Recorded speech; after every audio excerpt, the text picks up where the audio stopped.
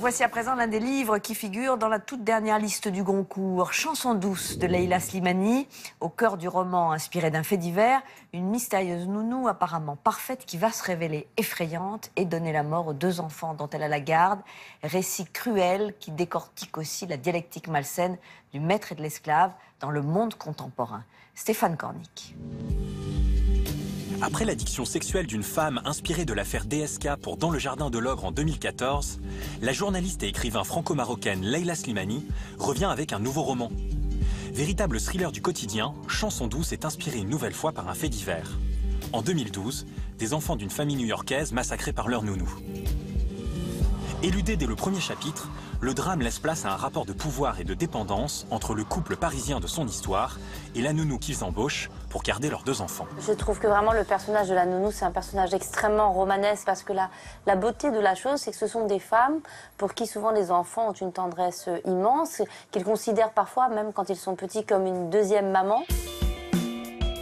Et ce sont pourtant des femmes qui vont rester irrémédiablement des étrangères, qui partagent une très grande intimité, qui savent tout de vous et qui feront jamais partie de la famille, qu'on le veuille ou non et quel que soit le discours qu'on tient dessus. Et donc leur rôle social, leur rôle économique aussi, qui fait que notre société peut permettre aujourd'hui le travail massif des femmes, peut permettre aux femmes d'avoir des horaires de bureaux difficiles et tout.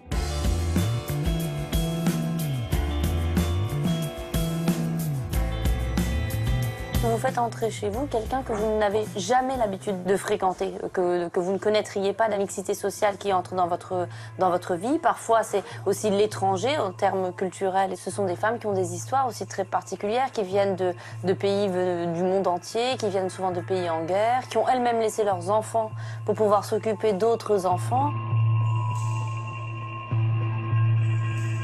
Les employeurs, effectivement, souvent se désintéressent de la vie intime, de la vie personnelle de cette nounou qui n'existe qu'une fois qu'elle rentre dans l'appartement. Portrait des travailleuses de Londres, Chanson douce décrit aussi les modes de vie d'un couple d'aujourd'hui. C'est un peu un archétype de notre époque, c'est-à-dire que ce sont des gens qui à la fois vont donner une importance à leurs enfants comme ça n'a pratiquement jamais existé dans l'histoire de l'humanité. On met vraiment l'enfant au centre, on essaie de tout faire pour qu'il s'épanouisse, qu'il fasse des cours dans tous les sens, etc.